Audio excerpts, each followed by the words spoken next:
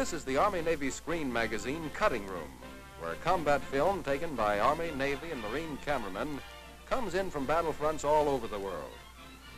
The Marine Staff Sergeant with the Expert Medal is 22-year-old Norman Hatch from Boston, Massachusetts.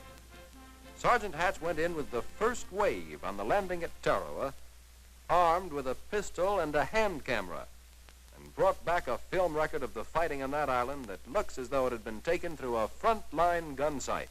Let me see that a sec. You know, that's the best brand of combat film I've ever seen. Hey, that's okay.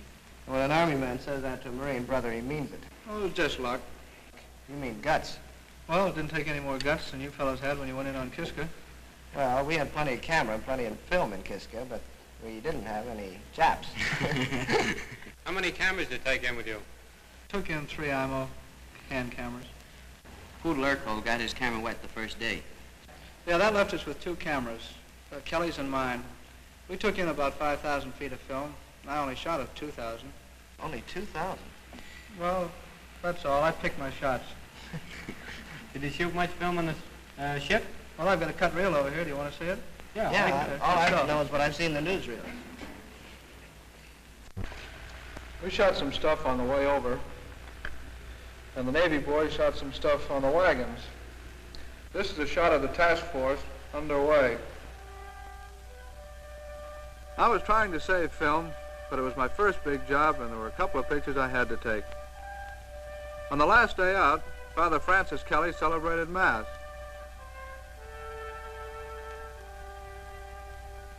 24 hours later, a lot of those fellows were dead. A Navy steward baked a cake, and the frosting had a big laugh, but the warning didn't seem so funny when we hit the beach on the next day. Every Marine in the outfit, including the cameraman, knew as much about the operation as his CO.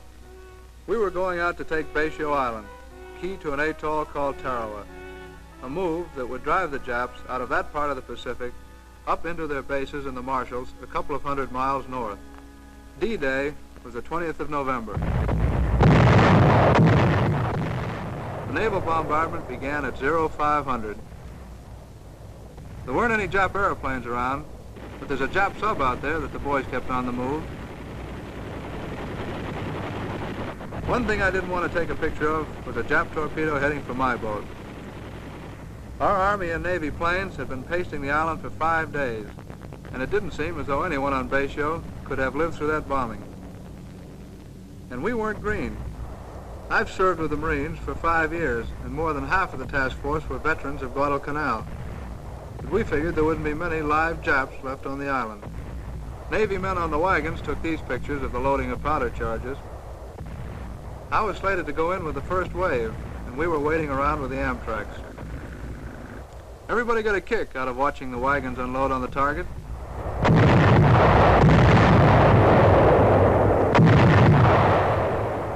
"2,800 tons of bombs and shells hit the beaches and cut through the pounds like a whipsaw.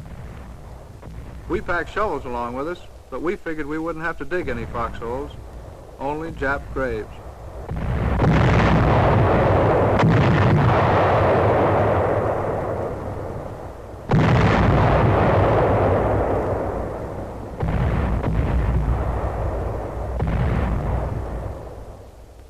There was a heavy smoke coming off the island, carried along by an easterly breeze. The Japs were still answering our fire when we headed in. The water was choppy. These pictures of the first wave of Amtraks were taken about 1,000 yards from shore. We were heading straight in for the bloodiest operation in the history of the Marine Corps, but we still thought it was going to be a picnic.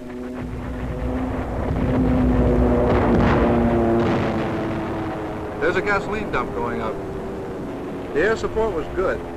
We kept about 100 planes in the sky all the time, blasting and strafing the Japs along the beach. Then the Higgins boat snagged on a reef, and the Japs began to get our range and the range of the Amtraks. We had to get out and wade about 400 yards through terrific crossfire. The sniper was firing at me when I got those shots. These shots were made a few minutes after the landing.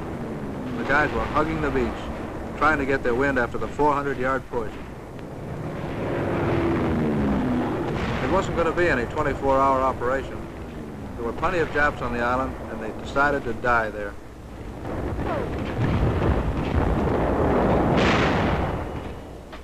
The Japs had spent every day and night for 15 months getting the island ready for a fight.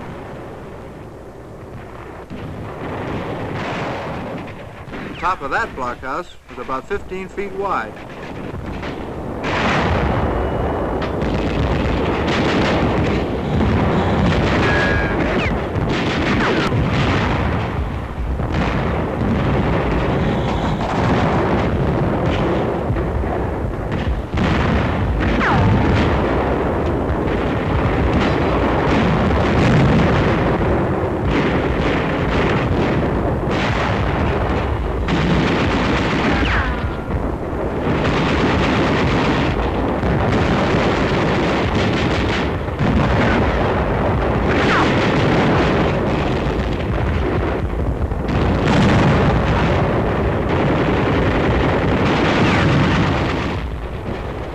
We had the exits covered with machine gun and rifle fire.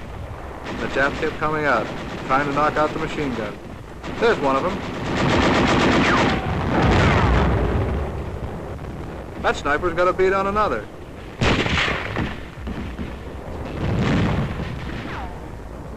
There's a squad of them.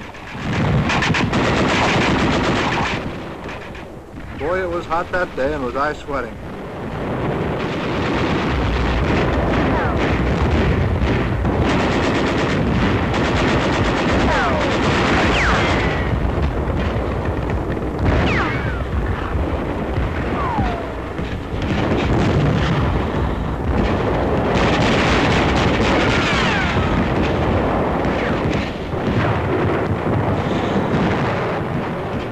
The camera tells the truth, but it doesn't give you any idea of how it smelled. And the smell on that island was bad.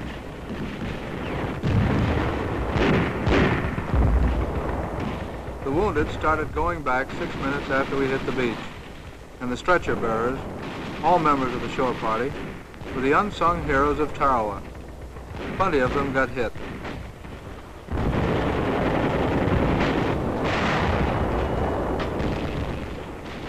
Stretcher bearers loaded the wounded onto rubber rafts and pushed them out to the Higgins boats off the reef.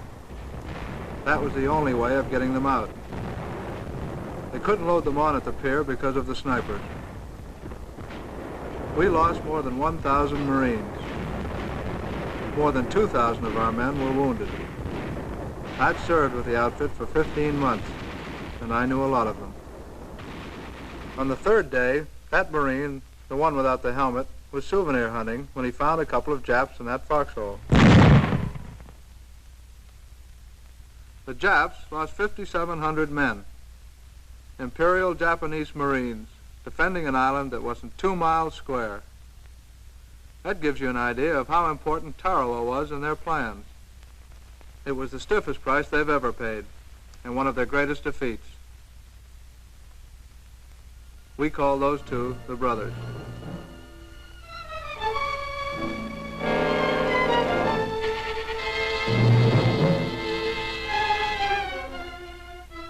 We brought in a few Japanese prisoners for intelligence, no more than a couple of hundred. That sniper was nearly 6 feet tall. The prisoners had to be stripped to keep them from concealing weapons, and they'd hide a weapon anywhere. They were sullen and still hoped up over the idea that they were supermen, even after they'd been captured. The Koreans were different. They were men whose country had been captured by the Japanese, and the Japs brought them out to Tarawa to work as slaves. When we got back to Pearl Harbor, they told us that in Cairo, Roosevelt, Churchill, and Chiang Kai-shek had guaranteed Korea her independence on the same day that we saved these Koreans from the Japanese. I took these pictures the day before Thanksgiving.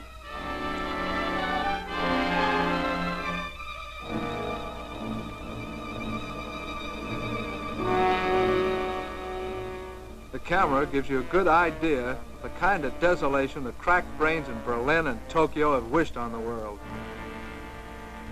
The wrecked Jap equipment we found had been brought in from all over.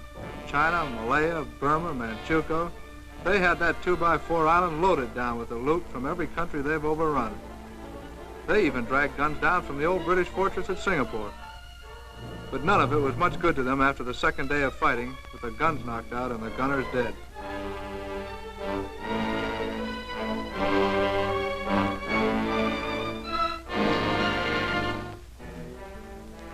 There's a kitten I found in the tracks of a Jap tank. The smell of water brought her out. That's me giving her the water. The other cameraman took the picture. The men got around to taking freshwater baths on the third day, and boy, they needed them. Seabees were already working on the 2 bomber strips on the island, and on the 4th day, Tarawa began to function as an advanced air base. Ensign Bill Kelly of Newcastle, Pennsylvania, brought the first plane in. Everybody got around to watch the flag go up. A lot of good guys from the outfit weren't there anymore. I'm glad I got these pictures, because when you remember the roaches you've been fighting and the things they represented, and when you saw the flag go up and remembered the freedoms that flag stood for, you knew you were in on a good thing.